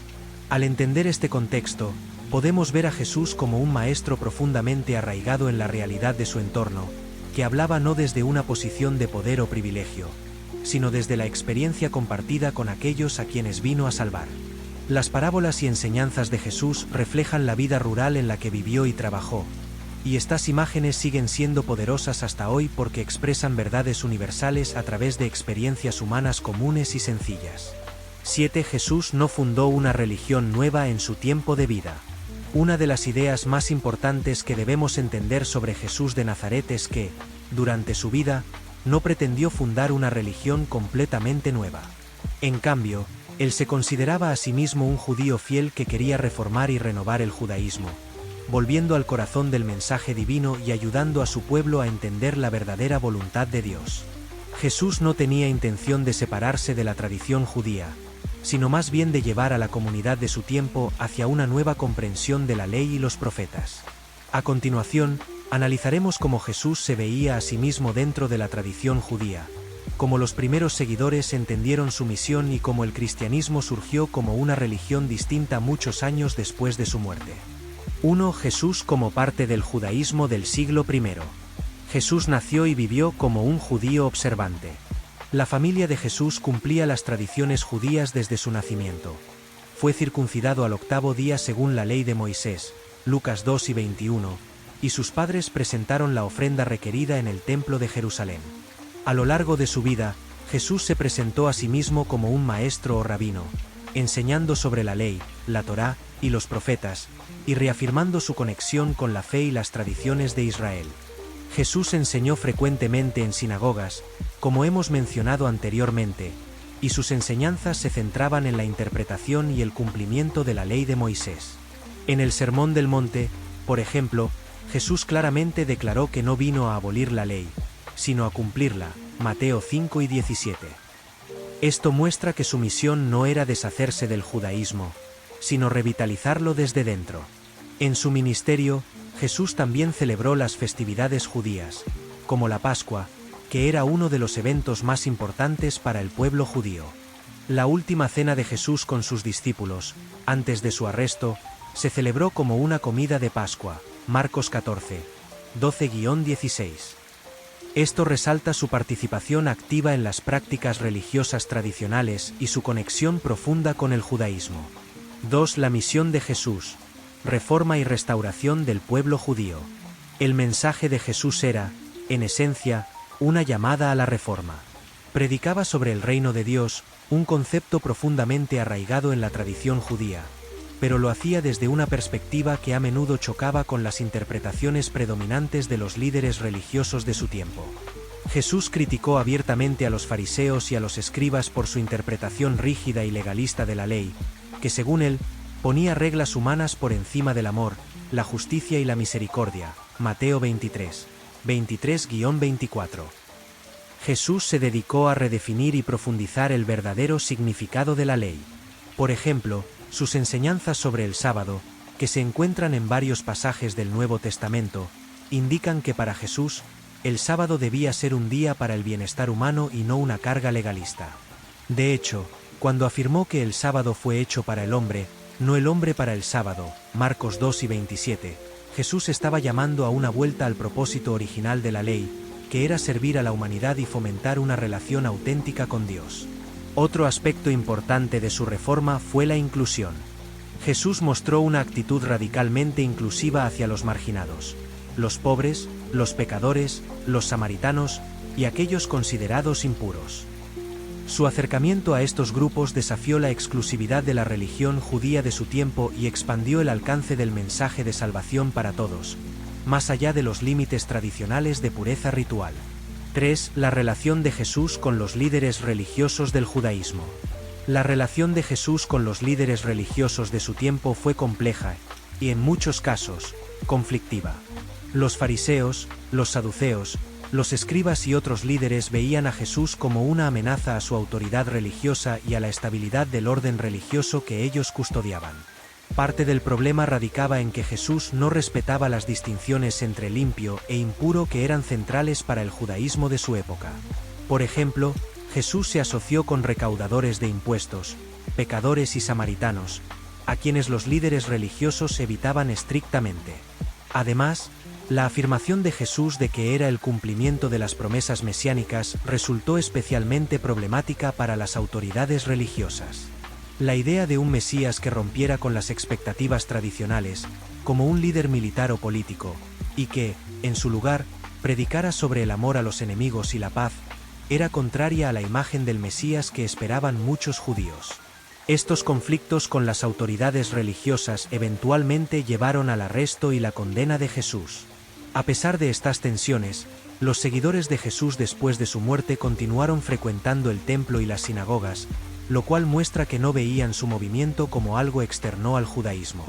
Incluso después de la crucifixión y la resurrección de Jesús, los apóstoles, como Pedro y Santiago, se consideraban judíos y participaban en las prácticas religiosas tradicionales de su pueblo. 4. Los primeros seguidores de Jesús, la comunidad judeocristiana. Después de la muerte de Jesús, sus discípulos y seguidores continuaron reuniéndose y predicando su mensaje dentro del marco del judaísmo.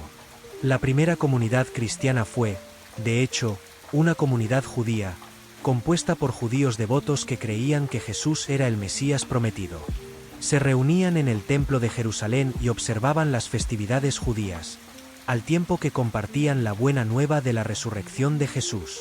El libro de los Hechos de los Apóstoles describe a los primeros seguidores de Jesús, conocidos como los del Camino, como parte del judaísmo. Pedro, Juan y Santiago, el hermano de Jesús, fueron los líderes de esta primera comunidad en Jerusalén. Estos seguidores se diferenciaban de otros grupos judíos porque creían que Jesús era el Mesías y el cumplimiento de las Escrituras, pero continuaban siendo observantes de la ley. Este movimiento, que podríamos llamar judeocristianismo, no pretendía separarse del judaísmo. Sin embargo, las tensiones comenzaron a surgir a medida que más gentiles, no judíos, se unían a la comunidad. La conversión de gentiles, promovida principalmente por Pablo de Tarso, comenzó a generar diferencias importantes, especialmente sobre si los nuevos creyentes debían observar las leyes rituales del judaísmo, como la circuncisión y las leyes dietéticas. 5. Pablo y la expansión del cristianismo a los gentiles. El papel de Pablo de Tarso fue crucial en la expansión del mensaje de Jesús más allá de la comunidad judía y en la formación del cristianismo como una religión distinta. Pablo, originalmente un fariseo que persiguió a los primeros cristianos, tuvo una profunda experiencia de conversión y se convirtió en uno de los más fervientes predicadores del mensaje de Jesús. A diferencia de otros líderes del movimiento judeocristiano en Jerusalén, Pablo creía que el mensaje de Jesús debía ser llevado también a los gentiles, y que éstos no debían ser obligados a cumplir con todas las leyes rituales del judaísmo. Para Pablo, la fe en Cristo era suficiente para ser parte del pueblo de Dios. Este enfoque más inclusivo ayudó a que el cristianismo se expandiera rápidamente por el Imperio Romano y atrajera a muchos gentiles, lo cual eventualmente llevó a una distinción más clara entre el judaísmo y el naciente cristianismo. El Concilio de Jerusalén, descrito en Hechos 15, es un momento clave en esta transición. En este concilio, se decidió que los gentiles que se convertían al cristianismo no estaban obligados a observar todas las leyes del judaísmo, como la circuncisión. Esta decisión marcó el comienzo de la diferenciación entre el cristianismo y el judaísmo y facilitó la expansión del cristianismo como un movimiento separado. 6. La ruptura final. De sectas judías al cristianismo distinto. La ruptura final entre el cristianismo y el judaísmo no fue instantánea, sino un proceso gradual que ocurrió durante las décadas posteriores a la muerte de Jesús y la destrucción del Templo de Jerusalén en el año 70 después de Cristo. La destrucción del templo fue un punto de inflexión importante, ya que marcó la desintegración del judaísmo centrado en el culto del templo y llevó al desarrollo de formas alternativas de práctica religiosa, incluyendo el cristianismo. Para entonces, la comunidad cristiana había crecido considerablemente fuera de Palestina, especialmente en las ciudades del Imperio Romano, donde muchos gentiles ya formaban parte de la Iglesia. Las diferencias doctrinales y las tensiones entre los cristianos gentiles y los judíos comenzaron a hacer que el cristianismo se viera como un movimiento distinto del judaísmo. Los cristianos ya no eran bienvenidos en las sinagogas, y la predicación de Jesús como el Mesías comenzó a ser percibida como herética para el judaísmo oficial. En este contexto, el cristianismo emergió como una religión separada, con su propio conjunto de creencias y prácticas, pero al mismo tiempo conservando muchas de las raíces judías en sus doctrinas, su ética y su visión de la historia. 7. Jesús, reformador y cumplimiento de las promesas judías. Jesús no fundó una religión nueva durante su vida, sino que se presentó como el cumplimiento de las promesas que Dios había hecho a Israel. Su intención era llamar a su pueblo a una relación más auténtica con Dios y a una práctica religiosa que pusiera el amor y la misericordia en el centro. Él enseñó sobre el reino de Dios, un concepto profundamente judío, y presentó su mensaje principalmente a los judíos. Sin embargo, la manera radical en que Jesús reinterpretó la ley y la inclusión de los marginados preparó el terreno para que sus seguidores expandieran el alcance de este mensaje a todas las naciones, cumpliendo así con la promesa hecha a Abraham de que todas las familias de la tierra serían bendecidas. Génesis 12, 3. Durante su vida, Jesús no pretendió fundar una nueva religión. Él fue un judío observante que predicó sobre la reforma del judaísmo y la restauración de la relación entre Dios y su pueblo. Sus enseñanzas estaban dirigidas principalmente a los judíos y estaban profundamente arraigadas en la tradición judía. Los primeros seguidores de Jesús también se consideraban judíos que creían que Jesús era el Mesías, y continuaban observando las prácticas religiosas judías. Sin embargo, a medida que el mensaje de Jesús se extendió entre los gentiles y surgieron tensiones entre las comunidades judeocristianas y el judaísmo oficial, el cristianismo comenzó a emerger como un movimiento separado. La contribución de Pablo y el Concilio de Jerusalén facilitaron la inclusión de los gentiles, lo cual eventualmente llevó a la ruptura con el judaísmo. Jesús fue un reformador que buscó restaurar el verdadero propósito de la ley de Moisés, y su vida y enseñanzas sentaron las bases para una renovación espiritual que, con el tiempo, se convirtió en el cristianismo.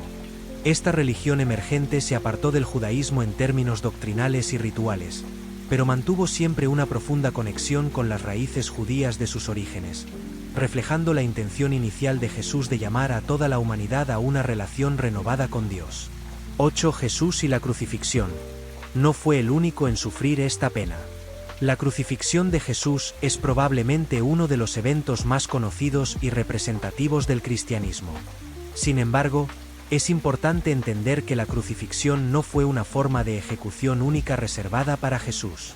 De hecho, la crucifixión era una práctica común y extremadamente brutal utilizada por los romanos para castigar a criminales, esclavos rebeldes y enemigos del Estado. Lo que hizo diferente la crucifixión de Jesús no fue el método en sí, sino el significado que sus seguidores le dieron a este evento, cambiando el curso de la historia. A continuación, analizaremos el contexto histórico de la crucifixión, la intención de los romanos al usar esta forma de castigo, y lo que hizo que la crucifixión de Jesús fuera única. 1. La crucifixión en la época romana. La crucifixión era uno de los métodos de ejecución más terribles y humillantes utilizados por el Imperio Romano. Se usaba como un castigo reservado para los peores criminales: los rebeldes, los esclavos que se habían rebelado, los bandidos y aquellos que eran considerados enemigos del Estado. Los ciudadanos romanos, sin embargo, rara vez eran crucificados, ya que era considerado un castigo demasiado degradante para alguien con la ciudadanía romana. En cambio, la crucifixión se aplicaba mayormente a los no ciudadanos, especialmente a los habitantes de las provincias ocupadas. La crucifixión era una forma de ejecución diseñada no solo para causar una muerte extremadamente dolorosa, sino también para enviar un mensaje claro de poder y control. Era una demostración pública de lo que sucedería a aquellos que se oponían al poder de Roma o se atrevían a desobedecer las leyes imperiales. Los condenados eran crucificados en lugares visibles, como en colinas, en las entradas de las ciudades o en las vías principales, para que el mayor número de personas fuera testigo de la ejecución. De esta manera, la crucifixión servía como un disuasivo a la rebelión y una afirmación de la autoridad absoluta de Roma. El proceso de crucifixión comenzaba a menudo con la flagelación, una forma de tortura brutal que debilitaba al condenado antes de ser llevado al lugar de la ejecución. La víctima luego cargaba el travesaño horizontal, el patíbulo, hasta el lugar de la crucifixión, donde era atada o clavada al madero vertical. La muerte en la cruz podía tomar horas o incluso días, dependiendo de la resistencia física del condenado, y generalmente ocurría por asfixia, ya que la posición de los brazos impedía una respiración adecuada. 2. Jesús y la crucifixión. Un castigo ordinario para los revoltosos. En el caso de Jesús, fue condenado a la crucifixión bajo la acusación de sedición, es decir, por considerarse una amenaza al orden público y al poder romano. Jesús fue acusado de proclamarse rey de los judíos, lo cual, en el contexto del dominio romano, era visto como un desafío directo a la autoridad del César. Los romanos estaban especialmente atentos a cualquier figura que pudiera inspirar revueltas, y Jesús, al tener una gran cantidad de seguidores y predicar sobre el establecimiento del reino de Dios, fue percibido como un líder potencialmente peligroso. La acusación formal contra Jesús es evidente en el letrero colocado sobre su cruz, que decía INRI, Jesus Nazarenus, Rex Judaeorum, que significa Jesús de Nazaret, Rey de los Judíos. Para las autoridades romanas, este título implicaba una amenaza de desafío político, y como tal, se trató como un acto subversivo. Es importante tener en cuenta que Jesús no fue el único que fue crucificado. En el mismo día en que Jesús fue crucificado, había 2 ladrones que fueron ejecutados junto a él, Marcos 3 y 27. Además, hubo muchos otros que también sufrieron este destino. Un ejemplo famoso de la práctica común de la crucifixión fue la represión de la rebelión liderada por Espartaco, el gladiador y esclavo que encabezó un levantamiento contra Roma. Después de que el ejército romano sofocara la rebelión, miles de seguidores de Espartaco fueron crucificados a lo largo de la Vía Apia, una de las principales carreteras de Roma, como advertencia a cualquiera que pudiera considerar desafiar la autoridad romana. 3. La crucifixión de Jesús. Un significado distinto. Si bien la crucifixión de Jesús fue un castigo ordinario en el sentido de que no era única en su método, lo que la hizo diferente fue el significado que sus seguidores le atribuyeron después de su muerte. Para los romanos, la crucifixión de Jesús no fue más que un caso más de ejecución de alguien percibido como una amenaza menor. Sin embargo, para los seguidores de Jesús, la crucifixión fue vista como el cumplimiento de una profecía divina y como un sacrificio redentor. La muerte de Jesús en la cruz fue interpretada por los primeros cristianos a la luz de las escrituras hebreas. Los discípulos vieron la crucifixión como el cumplimiento de las palabras de los profetas que hablaban de un siervo sufriente que llevaría sobre sí los pecados de muchos, Isaías 53. Esta interpretación transformó la muerte de Jesús de ser simplemente una ejecución brutal a ser un acto divino de salvación. Jesús fue visto como el Cordero de Dios que se sacrificaba para redimir a la humanidad del pecado. Además, la resurrección de Jesús, como la proclamaron sus seguidores, dio un significado completamente nuevo a la cruz.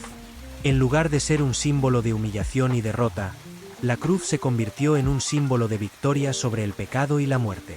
Esta transformación del significado de la cruz fue una de las razones por las cuales el cristianismo primitivo tuvo un impacto tan poderoso en el Imperio Romano y más allá.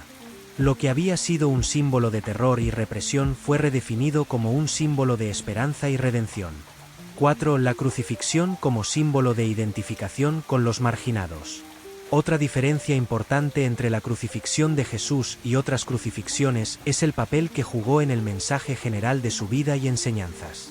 Jesús siempre se identificó con los pobres, los oprimidos y los marginados. La crucifixión, siendo una de las formas más crueles y vergonzosas de morir, fue vista por los seguidores de Jesús como la culminación de su vida de humildad y solidaridad con los más sufrientes. La cruz se convirtió, por tanto, en un símbolo de identificación con los desposeídos y una proclamación de que el amor de Dios llegaba hasta el lugar más bajo posible para salvar a la humanidad. El hecho de que Jesús muriera de esta manera tan brutal y pública fue también un desafío al concepto de poder. Mientras que los romanos veían el poder en términos de fuerza y dominación, Jesús mostró que el verdadero poder residía en el sacrificio y en la entrega por los demás. La cruz, una herramienta de suplicio, fue transformada en el símbolo del amor más puro y la mayor entrega. 5. La influencia de la crucifixión en la expansión del cristianismo. La historia de la crucifixión y resurrección de Jesús se convirtió en el núcleo del mensaje cristiano, algo que Pablo de Tarso expresó claramente en sus cartas. En 1 Corintios 1 y 23, Pablo escribe: «Nosotros predicamos a Cristo crucificado, para los judíos tropezadero, y para los gentiles locura». Para los judíos, la idea de un Mesías que sufriera una muerte tan humillante era impensable, y para los gentiles, la crucifixión era algo absurdo, un signo de debilidad. Sin embargo, para los primeros cristianos, la crucifixión y resurrección de Jesús era el mayor testimonio del poder de Dios actuando a través del amor y el sacrificio. Esta paradoja de la cruz fue fundamental para la expansión del cristianismo. El hecho de que el fundador de la fe cristiana hubiera sido ejecutado de una manera tan terrible y vergonzosa, pero que luego sus seguidores proclamaran que había resucitado y vencido la muerte, desafió las normas y expectativas de la sociedad de la época. Muchos encontraron esperanza y consuelo en la historia de un Dios que eligió compartir el sufrimiento humano y ofreció la promesa de vida eterna. 6. El impacto de la crucifixión en la identidad cristiana. La crucifixión de Jesús no fue un evento singular por su método, pero sí lo fue por su significado y su impacto posterior. Mientras que otras personas fueron crucificadas por Roma como criminales y rebeldes, solo la crucifixión de Jesús dio lugar a un movimiento espiritual global que transformó la historia del mundo. La cruz se convirtió en el símbolo central del cristianismo, representando la victoria sobre el pecado y la muerte, y la promesa de vida eterna. En la teología cristiana, la cruz no es solo un símbolo del sufrimiento de Jesús, sino también de la gracia y la redención que Dios ofrece. A través de su muerte, Jesús hizo posible una nueva relación entre Dios y la humanidad. Este es un aspecto que distingue la crucifixión de Jesús de cualquier otra: el significado espiritual y transformador que sus seguidores le otorgaron y el mensaje universal de amor y redención que transmitieron al mundo. La crucifixión de Jesús fue un castigo común en el Imperio Romano, utilizado frecuentemente para eliminar a los enemigos del Estado y mantener el control sobre las provincias ocupadas. Jesús fue condenado por los romanos bajo la acusación de ser una amenaza para la estabilidad política, y fue crucificado de la misma manera que muchos otros que fueron considerados enemigos del imperio. Sin embargo, lo que hizo única la crucifixión de Jesús fue el significado que sus seguidores le dieron a este evento. La cruz, en lugar de ser vista como un símbolo de derrota y humillación, se convirtió en el símbolo de la redención y el amor divino. El mensaje de la resurrección transformó la cruz de ser una herramienta de suplicio en un emblema de esperanza y vida nueva. La cruz se convirtió en el corazón del mensaje cristiano, un símbolo que desafió el poder opresivo y proclamó la victoria de la humildad, el sacrificio y el amor sobre el poder y la violencia. Esta transformación del significado de la cruz fue fundamental para el crecimiento del cristianismo. Mientras que los romanos la utilizaron como un instrumento de muerte y terror, los cristianos la adoptaron como el símbolo más poderoso de la gracia de Dios y de la promesa de vida eterna. Y este símbolo sigue siendo hasta hoy el corazón de la identidad cristiana. 9. Jesús probablemente no nació el 25 de diciembre. La celebración del nacimiento de Jesús el 25 de diciembre se ha convertido en una de las festividades más reconocidas y celebradas en todo el mundo. Sin embargo, la mayoría de los estudiosos y expertos bíblicos coinciden en que Jesús probablemente no nació en esa fecha. En los evangelios no se menciona un día específico para el nacimiento de Jesús, y el 25 de diciembre fue elegido siglos después por diversas razones, tanto religiosas como políticas. A continuación, exploraremos por qué es poco probable que Jesús naciera en diciembre y cuál podría haber sido la verdadera época de su nacimiento. 1. La ausencia de una fecha específica en los evangelios. Uno de los puntos más importantes a tener en cuenta es que los evangelios no especifican una fecha exacta para el nacimiento de Jesús. Los relatos sobre su nacimiento se encuentran principalmente en los evangelios de Mateo y Lucas, y aunque ambos ofrecen detalles sobre el nacimiento, como la visita de los pastores, la estrella y el viaje de los magos, ninguno menciona una fecha concreta. En la tradición judía, la exactitud sobre los cumpleaños no tenía la misma relevancia que en el mundo moderno. De hecho, la celebración de los cumpleaños no era una costumbre generalizada en la cultura judía del siglo I, lo cual podría explicar por qué los primeros cristianos no tenían una fecha específica para conmemorar el nacimiento de Jesús. Esto es una señal de que, al principio, la comunidad cristiana no daba tanta importancia al momento exacto del nacimiento de Jesús, sino más bien a los eventos relacionados con su vida, muerte y resurrección. 2. Evidencia en los evangelios. La historia de los pastores. El Evangelio de Lucas menciona un detalle significativo que indica que diciembre podría no haber sido la época del año en que Jesús nació. En Lucas 2:8, se dice que había pastores que estaban en los campos cuidando a sus rebaños durante la noche. Había pastores en la misma región que velaban y guardaban las vigilias de la noche sobre su rebaño. Lucas 2:8. Este detalle resulta importante porque la práctica común en Judea era sacar a los rebaños a los campos durante la primavera y el verano, cuando había suficiente pasto, y volver a los refugios durante el invierno debido al frío y las inclemencias del tiempo.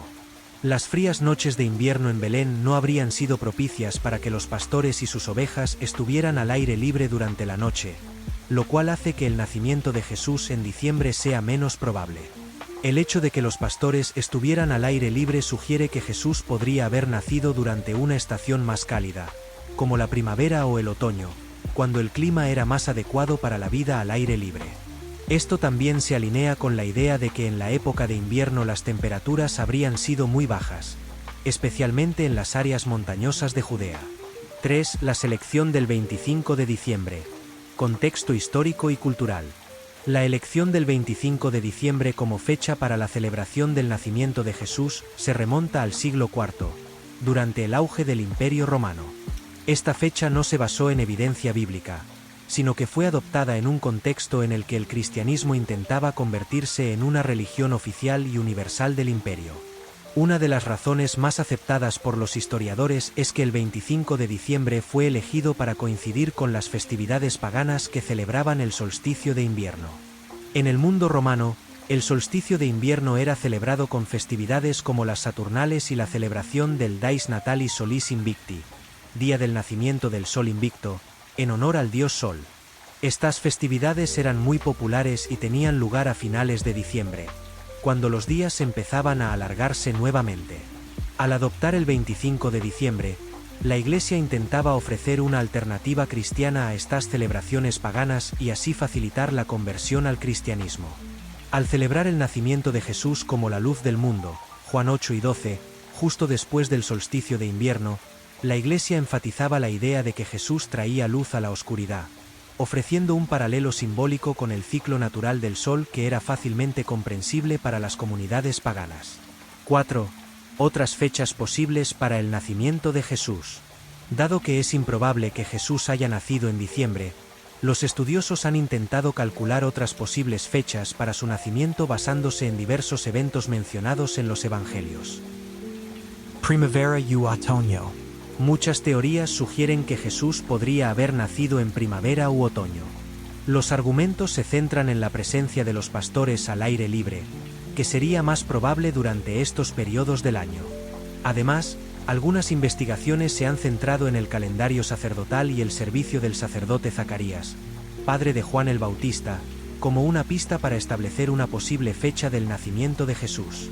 En Lucas 1, 5-23 se menciona que Zacarías pertenecía al grupo de Abías, una de las 24 divisiones del sacerdocio que servían en el templo.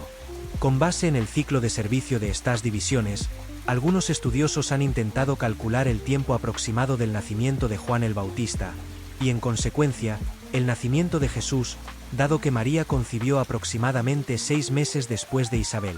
Lucas 1, 26-36. Según algunos cálculos, esto situaría el nacimiento de Jesús en el otoño, posiblemente en septiembre u octubre. B. Relación con la fiesta de los tabernáculos. Otra teoría interesante es que Jesús pudo haber nacido durante la fiesta de los tabernáculos, Sukkot, una importante celebración judía que tiene lugar en otoño. Esta teoría se basa en la idea de que Jesús cumplía los patrones y símbolos de las festividades judías. Durante Sukkot, los judíos construían cabañas temporales, sukkás, para recordar su estancia en el desierto, y esta festividad también estaba llena de alegría y celebración por la provisión de Dios. Algunos sugieren que la referencia a moró entre nosotros, Juan 1 y 14, tiene resonancia con la idea de tabernacular, lo cual conecta poéticamente el nacimiento de Jesús con esta festividad. Si bien esto no proporciona evidencia concluyente, es una interpretación que añade un hermoso simbolismo al evento del nacimiento de Jesús. 5. El significado de la Navidad más allá de la fecha. A pesar de que el 25 de diciembre no sea la fecha exacta del nacimiento de Jesús, lo importante es el significado detrás de la celebración. La Navidad es, sobre todo, una conmemoración del momento en que el Verbo se hizo carne y habitó entre nosotros. Juan 1 y 14. Más allá de la precisión histórica, la festividad es un recordatorio del amor de Dios por la humanidad y del acto de humildad que implicó la encarnación. La fecha elegida tiene también un valor simbólico. Celebrar la Navidad cerca del solsticio de invierno puede representar cómo la llegada de Jesús trajo luz a un mundo oscuro, como el nacimiento de una nueva esperanza en medio de la temporada más fría y oscura del año. Es un recordatorio del poder del renacimiento y la esperanza que permanece incluso en los momentos más difíciles. 6. Las consecuencias de elegir el 25 de diciembre. La elección del 25 de diciembre como la fecha oficial para la Navidad también tuvo un impacto en la identidad del cristianismo y su relación con el paganismo. Al adoptar una fecha asociada con festividades populares paganas, el cristianismo demostró flexibilidad cultural y una estrategia efectiva para facilitar la aceptación de sus festividades. Esta fecha permitió una transición más fluida para los conversos, quienes no tuvieron que abandonar por completo las costumbres festivas, sino que simplemente las reinterpretaron bajo una nueva luz cristiana. Al mismo tiempo, esta adaptación muestra cómo el cristianismo tempranamente buscó no solo imponer sus creencias, sino también dialogar con el contexto cultural de la época, resignificando símbolos y prácticas preexistentes. Este proceso es un ejemplo de cómo las religiones a menudo evolucionan y se desarrollan en relación con los contextos culturales en los que se encuentran. Jesús probablemente no nació el 25 de diciembre, y la elección de esta fecha para celebrar su nacimiento está más relacionada con razones simbólicas y estratégicas que con una precisión histórica. Los relatos bíblicos no ofrecen una fecha exacta para el nacimiento de Jesús, y los detalles disponibles en los evangelios, como la presencia de pastores en los campos, sugieren que el nacimiento pudo haber ocurrido en una estación más cálida, como la primavera o el otoño. La elección del 25 de diciembre por parte de la Iglesia, siglos después del nacimiento de Jesús, refleja un deseo de ofrecer una alternativa cristiana a las festividades paganas asociadas con el solsticio de invierno y de simbolizar a Jesús como la verdadera luz del mundo. Esta flexibilidad también ayudó a consolidar el cristianismo como una religión universal, capaz de integrar y resignificar elementos de las culturas a las que llegaba. En última instancia, lo más importante de la celebración de la Navidad no es la fecha exacta, sino lo que representa. El momento en que Dios se encarnó y vino al mundo, trayendo esperanza, luz y salvación. El nacimiento de Jesús no es solo un evento histórico, sino un acto de amor y redención que continúa teniendo un profundo significado para millones de personas en todo el mundo, independientemente de cuándo haya ocurrido realmente. 10. La apariencia física de Jesús era muy diferente de su imagen tradicional.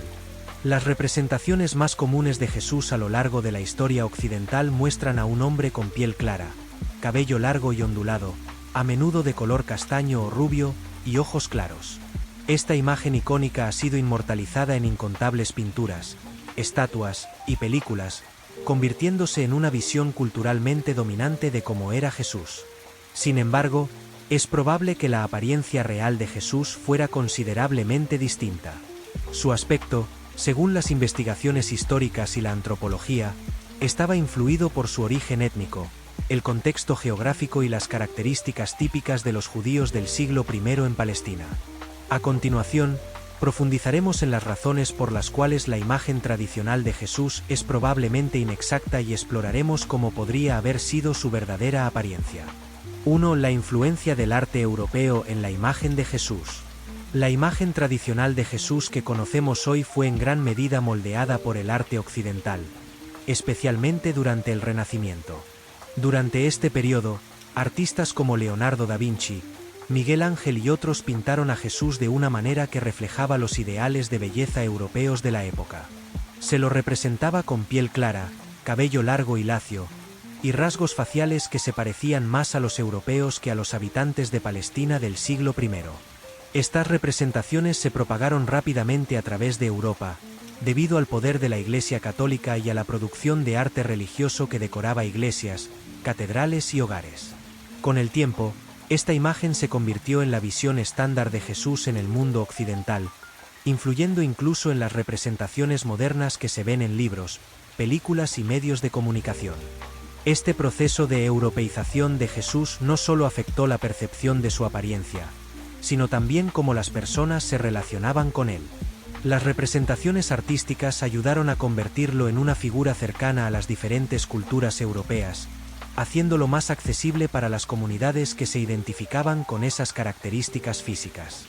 2. Contexto geográfico y étnico de Jesús. Para obtener una comprensión más precisa de la apariencia de Jesús, debemos considerar su contexto histórico y geográfico. Jesús nació y creció en el Medio Oriente, en la región de Galilea, que estaba habitada principalmente por judíos. Como tal, Es probable que Jesús tuviera la apariencia típica de los hombres judíos de su tiempo. En el siglo I, los judíos de Palestina tenían ciertas características físicas comunes.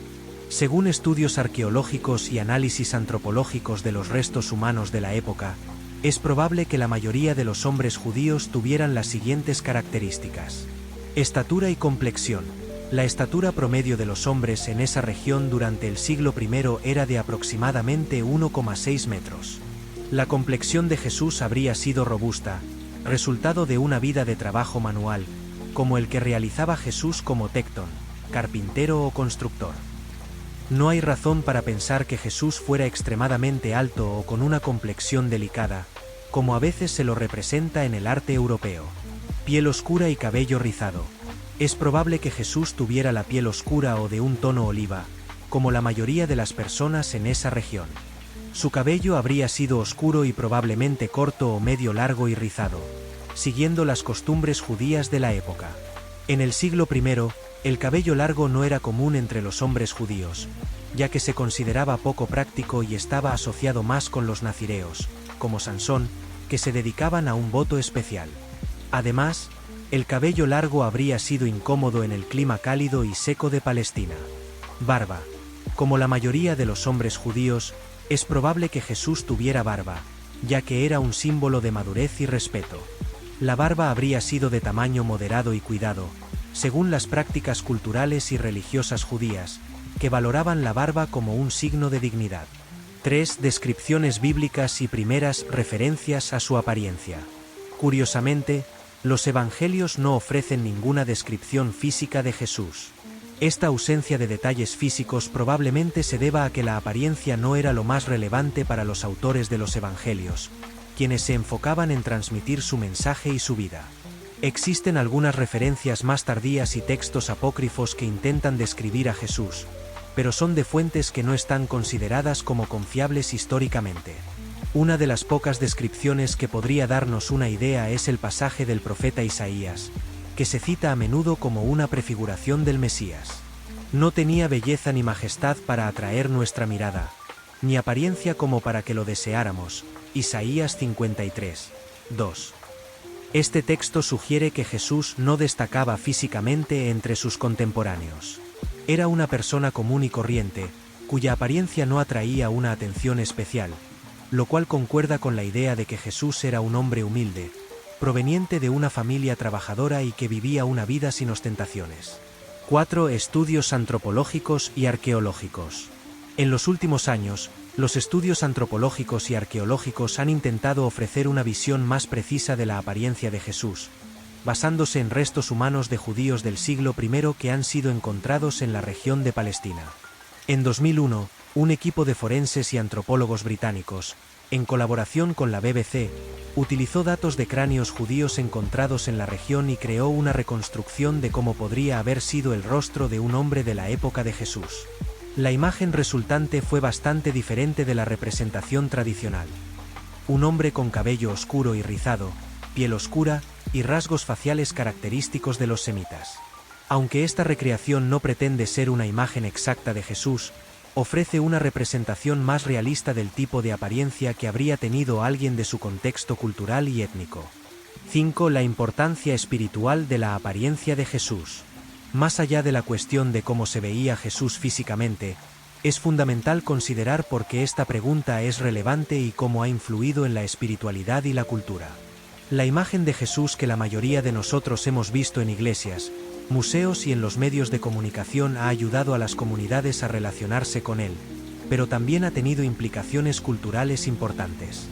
La idealización de la figura de Jesús en el arte europeo ayudó a moldear la percepción del cristianismo como una religión occidental, lo cual contribuyó a excluir o alejar a algunas comunidades de la experiencia de conectarse con un Jesús que no se parecía a ellas. Hoy en día, es cada vez más común ver representaciones de Jesús con diferentes características físicas en un esfuerzo por hacerlo accesible a personas de todas las etnias y culturas. El hecho de que la Biblia no ofrezca una descripción de la apariencia de Jesús también puede verse como una señal de que lo verdaderamente importante no era su aspecto físico, sino su mensaje, su amor y sus acciones. Jesús se identificaba con todas las personas, sin importar su origen étnico, clase social o condición, y la falta de una descripción detallada de su físico permite que su imagen sea universal y relevante para todas las culturas y épocas. 6. Jesús en diversas culturas, un símbolo de identificación. La flexibilidad en la representación de Jesús ha permitido que diferentes culturas lo adapten a sus propias experiencias y características étnicas. En Etiopía, por ejemplo, Jesús es representado con rasgos africanos, mientras que en Japón y en otros lugares de Asia se lo representa con rasgos asiáticos. Estas representaciones permiten que la figura de Jesús sea vista como alguien cercano y relevante para cada comunidad específica, lo cual ayuda a transmitir su mensaje de una manera más significativa y contextualizada.